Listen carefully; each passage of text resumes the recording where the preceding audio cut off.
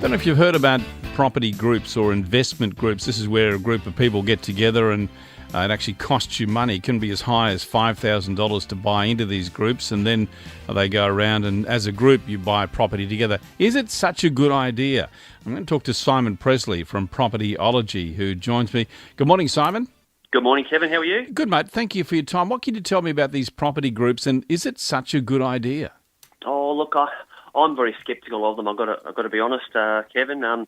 Most people have got a motive, and people who put these groups together, the consumer needs to think about what's in it for them. Yeah, because it seems easy, doesn't it? Like it seems, I'm going to jump in with all these people, all this extra hype. I'm going to pay my $5,000, and if I make a mistake, then everyone else makes a mistake too. So we all go down together. But it really depends on the person giving the advice at the end of the day, Simon. It does, certainly. And also there's lots of complicated things there. When you get multiple parties coming together, they're all going to have different financial circumstances. They're going to have different longer-term objectives. And property is it's a long-term asset. So when you make that decision together, and then could be early as next week, one of those parties' circumstances change and they want to do something differently, you've really got a big web to untangle there. Putting aside property groups for a moment, also people who get together like families or friends, it's pretty important that you get that relationship right up front, because you've got to look at things like what you just mentioned is the exit strategy. What if someone wants to get out? How is that going to impact all the other people in that group? Oh, spot on, Kevin. It's buying a property with someone other than your husband or wife it's a business transaction, and it's important to sort these what ifs out before entering into the arrangement, before starting the search for a property, and put something in writing. Think about what could happen to either party post the purchase of this property, and deal with it in the agreement. What the decision has been made at the front end as to how a set of circumstances will be treated. So you could have two friends buying together, for example, and then years down the track, one of those friends gets married, and then they wish to get their cash out of that property that they bought with their mate.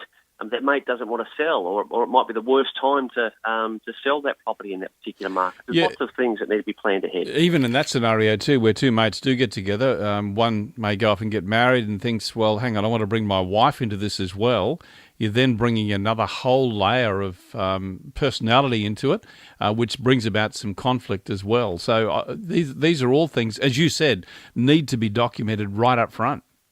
It's a partnership together. Yes. You had two mates that were, going to go together and say set up a business, a shop of some kind. Every lawyer in the land would say sort out a partnership agreement, and it's really the same with property. I guess the old rule of, if you want to do it yourself, it probably rings fairly true. For anyone who wants some advice, and we're a great supporter of buyers agents, they're certainly an emerging group within the Australian property landscape. Probably the best way to go, would you suggest? Definitely. Look, there's lots of things in life in general, Kevin, that we can choose to do ourselves, or we can pay a professional. But I'm very much a believer in that saying, if something's worth doing, it's worth doing well. And the people who are going to do it the best are those who do it for a living.